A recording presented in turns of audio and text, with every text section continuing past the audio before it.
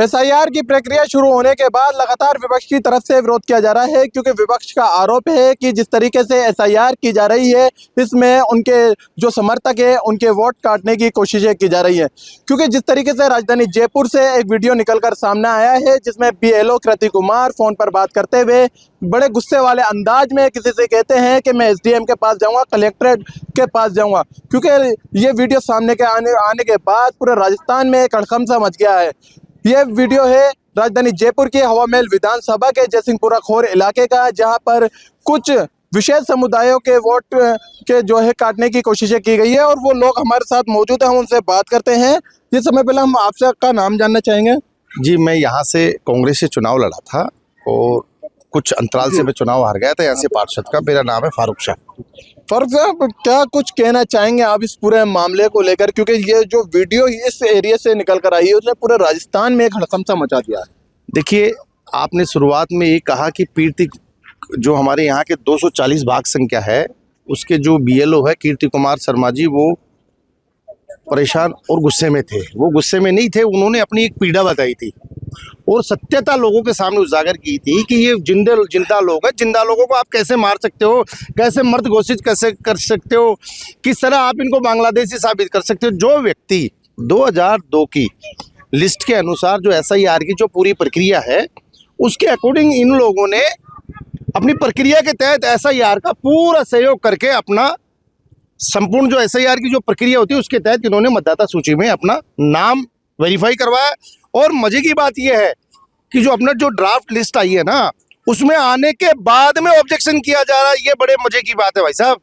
Objection की असल वजह क्या है? ऑब्जेक्शन की असल वजह यह है कि जयसिंहपुरा खोर हवा महल विधानसभा एक मुस्लिम बाहुल सीट है, जैसा कि पूरी राजस्थान को पता है इस बात का। तो अभी जो वर्तमान में जो हमारे जो महाराज बाल मुकुंदाचार्य जी जो चुनाव जीते हैं वो मात्र 900 वोटों से जीते हैं। तो उनकी एक सिंथेटिक थिंक ये है कि कहीं ना कहीं किसी भी तरह से आरोप प्रत्यारोप करके या बांग्लादेशी साबित करके एक बीएलओस के ऊपर प्रेशर बना करके किसी भी तरह से 10 से 15 हजार मुस्लिम मतदाताओं के नाम कटवाया जा सके। ये उनका एक प्रेशर वाली पॉलिटिक्स है। जिन लोगों को नामों को चिन्हित करके रिपोर्ट दी गई है आगे कि ये लोग यहाँ मौजूद नहीं है या जैसे भी आरोप उनके रहे, क्या कुछ वो लोग यहाँ पर मौजूद है? क्या और मौजूद नहीं है? वो ये खड़े हैं, आधे से लोग तो ये खड़े हुए हैं, मौजूद नहीं है। ये खड़े हुए हैं यहाँ पर। ये तो आरोप ही निराधार है भाई साहब। ये आरोप में कोई सत्यता नहीं। ये तो बीएलओस के ऊपर, विचारों के ऊपर है। भाई कोई भी बात आ जाए, भारतीय जनता पार्टी का एक मुद्दा है। ये एक मजे की बात है कि कोई आप उनसे काम की बात करो, हिंदू मुसलमान करेंगे। कोई भी विकास की बात करो, हिंदू मुसलमान की बात करेंगे। सारे जो नाम चिन्हित किए गए वो मुसलमानों के ही हैं। बिल्कुल मुसलमानों के ही है।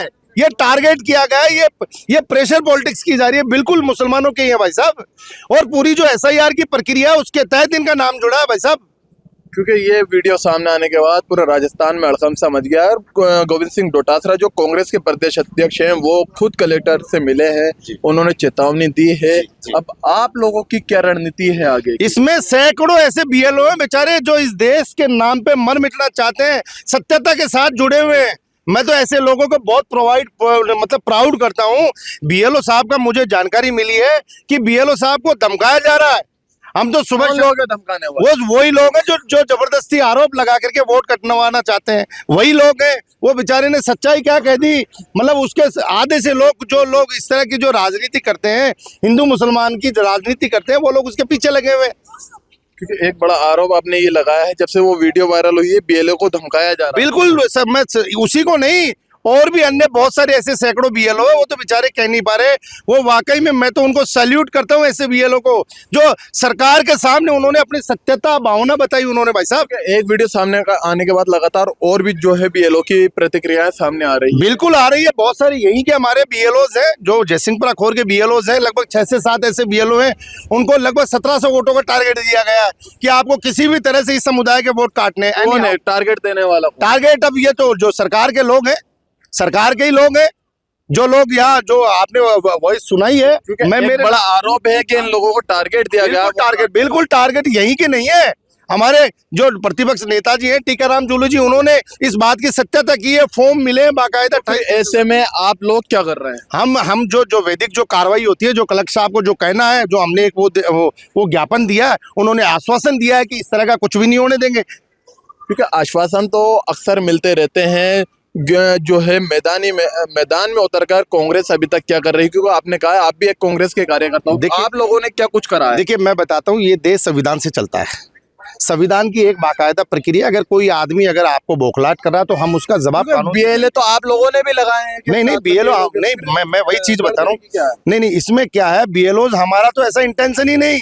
बस जिस आदमी ने एसआईआर में पूरी प्रक्रिया कर दी, एसआईआर की जो नियम अनुसार उसने सारा सब कुछ डॉक्यूमेंट सबमिट कर दिया और उसके बाद में उसका नाम आया है, तो ऑब्जेक्शन का तो सवाल ही नहीं बनता। आप बताइए ऑब्जेक्शन का कहाँ सवाल बनता है, मुझे बताओ। क्योंकि अब जब ऑब्जेक्शन कर दिया गया है, ये पूरा मामले में से हड़कंप मच गया है, आगे कलेक्टर तक ये बात पहुंच चुकी है। अगर इसमें जो है कार्रवाई नहीं होती तो आप लोग क्या कुछ करने? हम बड़ा आंदोलन करेंगे, क्योंकि हम ये गरीब लोगों के साथ में खड़े हुए हैं भाई साहब। ये क्या है, भारतीय जनता पार्टी के लोग दलितों के, SC ST के, मुसलमानों के वोट काटने में लगे हुए हैं, क्योंकि ये सबको पता है कि कांग्रेस का वोटर है, ये सबको पता है इस बात का। अब ये क्या है, ये सोच रहे हैं कि हमारे राहुल गांधी जी ने कहा कि वोट चोर गद्दी छोड़। ये हर मेले हर गली के अंदर ये इस तरह की परिस्थिति पैदा कर दी इन्होंने। भाई साहब आपका नाम बताइए। मेरा फारूक शाह नाम है भाई साहब। मैं यहीं इसी क्षेत्र का निवासी हूँ। मेरा नाम मोहम्मद अरशद खान है और उस BLO जो कीर्ति कुमार जी हैं, हमारे यहाँ के BLO जो हैं, उनके साथ में हमने मिलकर के जो यहाँ काम करवाया गया था। और जितने भी लोग जो फर्जी वोट तो नहीं कह सकते, जिन लोगों के नाम यहाँ नहीं थे या जो लोग स्थानांतरित हो चुके थे यहाँ से, हम लोगों ने ईमानदारी से उन लोगों के नाम हटाए। और जिन लोगों के पास में सारे डॉक्यूमेंट्स थे, जो भी गवर्नमेंट की तरफ से रिक्वायरमेंट थी उस टाइम पे SIR में, वो सारी चीज़ें अवेलेबल होने वाले बंदे को ही उस नाम के अंदर, उस लिस्ट के अंदर जो जोड़ा गया था। किसी तरीके की कोई ऑब्जेक्शन नहीं था। अभी एक जो नाम हमारे को रिसेंटली 2 दिन पहले जो वीडियो वायरल हुई है, उसमें हमारे को BLO साहब ने इस चीज़ से अवगत करवाया है इस पूरी कॉलोनी को, कि आपके करीब 467 लोगों के जो नाम है वो उस पर ऑब्जेक्शन उठाया गया है किसी विशाल सैनी नाम के बंदे से, जो कि BJP की तरफ से BLA 2 है। तो उस बंदे को जो है मैं अच्छे से जानता हूँ, लेकिन इस पूरा मोहल्ला जो है लोग उसको नहीं जानते। वो आदमी ना तो BLO के साथ में लग करके काम करवाया उसने, ना वो किसी घर पर गया, ना किसी तरीके उसके पास ऑथेंटिक रीज़न नहीं है जिससे वो आपत्ति उठा सके उन लोगों के ऊपर। अभी रिसेंटली हमने देखा था बालमुकुंद महाराज जो है हमारे यहाँ के विधायक हैं, हमारे यहाँ के सुरेश पार्षद जी हैं, सुरेश सैनी जी पूर्व पार्षद हैं, उन लोगों ने जो है हमारे पर कथित तौर पर इस तरीके से इल्ज़ाम आरोप जो लगाए हैं कि यहाँ पे लोग जो है बिना आवंटन पत्र के रह रहे हैं। यहाँ पर सभी लोगों के पास में, यहाँ एक भी, मैं खुला चैलेंज दे रहा हूँ, अगर एक आदमी भी अगर आपको ऐसा मिल जाए यहाँ रहता हुआ जिसके पास आवंटन पत्र नहीं है या उसके पास कोई अपना किसी भी तरीके का डॉक्यूमेंट जिससे ये पता चल सके कि वो यहाँ का रहवासी है, रहने वाला है, अगर वो नहीं है तो वो जो चाहे वो हमारे साथ कर सकते हैं। तो जिस तरीके के आप लोगों पर आरोप लगाए गए हैं, इन आरोपों को आप कैसे देखते हैं? देखिए, हम बिल्कुल गलत तरीके से देखते हैं कि ये ऐसा हिसाब हो रहा है कि आप पर्टिकुलर किसी एक समुदाय को टारगेट कर रहे हैं और अपनी राजनीतिक रोटी सेकने की कोशिश कर रहे हैं। क्योंकि इसमें हो ये रहा है कि बालमुकुंद आचार्य जी हों या चाहे हमारे पूर्व पार्षद हों सुरेश सैनी जी, BJP इतना जानती है कि बहुत कम मार्जिन के साथ जो है उन्होंने जीत अपनी हासिल करी थी। बालमुकुंद आचार्य जो आप सब लोग जानते हो कि करीब 900 वोट के आसपास जो है जीते थे। तो उन्हें पता है कि ये मुस्लिम समुदाय ही हमें जो है इन लोगों को वोट देता नहीं था और जो है इस तरफ कांग्रेस को वोट मिलते थे। तो वो ये चाहते हैं सीधे तौर पे तो मतलब ये वोट काट दिए जाएं। आप जो है आपका बड़ा आरोप ये है कि जो वोट काटे जा रहे हैं वो एक विशेष पार्टी कांग्रेस के काटे जा रहे हैं? जी बिल्कुल काटे जा रहे हैं, क्योंकि अभी यहाँ पे सभी लोग जो हैं वो कांग्रेस समर्थित लोग तो हैं, क्योंकि उसकी वजह ये है कि BJP ने कभी हमारा साथ नहीं दिया। आज हमें यूँ नहीं कह रहा हूँ कि हम क्या है व्यक्ति विशेष को देखते हैं, हम सिर्फ पार्टी को नहीं देखते। हमारा किसी भी तरीके, जब से हम यहाँ आए, आज हमारे को 7 साल हो गए यहाँ पे आए हुए, हमने कांग्रेस का भी राज देखा और हमारे पार्षद साहब जो रहे BJP का, और अभी देख रहे हैं हम करंट टाइम में BJP का कार्यकाल पूरा हुआ पार्षद का हमारे। आप अभी हाल पूरा कैमरा अगर घुमा करके पूरी कॉलोनी में देखोगे, ना तो आपको सफाई दिखाई देगी, ना यहाँ कोई सीवर का काम आपको होता हुआ दिखाई देगा, ना ही किसी और तरीके की सुविधाएं आपको दिखेंगी जो कि और दूसरी कॉलोनी में आपको मिल जाएंगी। क्योंकि पूरे इस एरिया के अंदर जो है ना, एक बहुत बड़ा जो मुस्लिम समुदाय का जो आबादी है वो यहाँ रहती है और 90% से ज़्यादा जो लोग हैं वो मुस्लिम्स ही हैं। तो इसी वजह से जो है कभी भी हमने अगर कोशिश करी, कभी उन्हें बताने की कोशिश करी कि हमारे यहाँ ये समस्याएं हैं, तो उन्होंने सिर्फ सुना और आश्वासन दिया। कुछ कहना है इस पूरे मामले को लेकर? क्या आपको लगता है कि मुसलमानों को टारगेट करके वोट काटे जा रहे हैं? भाई वैसे तो देखो ऐसा है, मुसलमानों को क्या टारगेट करके काटे जा रहे हैं। बाकी ये है कि ये राजनीति है, अभी अपनी सिक्का पका रही है। बाकी ऐसा कोई वो है नहीं। बाकी जो अभी नाम काटे जा रहे थे, हमारा बीएलओ साहब है चिट्टी कुमार, उनका बहुत बहुत धन्यवाद है वैसे, जो उन्होंने हमें जागरूक कर दिया कि यहाँ पे कि ये चीज़ देखो आपके खिलाफ हो रही है। और यहाँ पे सारे ऐसे थे कि जो लोग यहाँ रह रहे हैं ना, उन्हीं लोगों के सबके नाम काटने की